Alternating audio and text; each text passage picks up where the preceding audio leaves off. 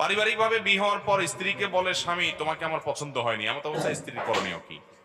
অনেক স্বামী অনেক স্ত্রীর মধ্যে এই রোগ আছে যে বিয়ের পর বলে দেখো তোমাকে আসলে আমার পছন্দ হয় নাই, মা বাবার পছন্দে বিয়ে করছি, আমার আসলে ভালো লাগে নাই, তারপরেও করছি আমি।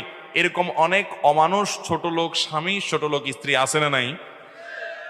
বিয়ের পরে আপনি এই কথা বলার রাইট আপনাকে ইসলাম দেয় নাই। এটা আপনি বলা মানে একটা লোককে অপমান করা, অসম্মান করা, তুচ্ছতাচ্ছিল্য করা। আল্লাহ বলেছেন ওয়াশিরুহুন্না বিল মারুফ, তোমরা তোমাদের বউদের সাথে স্ত্রীদের সাথে সুন্দরভাবে জীবন যাপন করবে। এটা সুন্দরভাবে জীবন যাপন হতে পারে না যে আপনি তাকে বললেন তোমাকে আমার পছন্দ হয় না তারপর আমি বিয়ে করছি। আপনাকে বিয়ে করতে বলছে কে? আপনার যদি অপছন্দ হয় আপনি তখনই বাধা দেওয়া দরকার ছিল। আপনি তখন বিয়ে করে এখন বলতেছেন আমার তোমাকে পছন্দ হয় নাই। এটা অবশ্যই একটি ন্যাক্কারজনক কাজ, গুনাহের কাজ, পাপের কাজ। এগুলোর কারণে আমাদের আমল বরবাদ হয়। আল্লাহ তাআলা আমাদের সবাইকে দাম্পত্য জীবনে সুখী হওয়ার জন্য এই সমস্ত ছোট লোকি পরিহার করার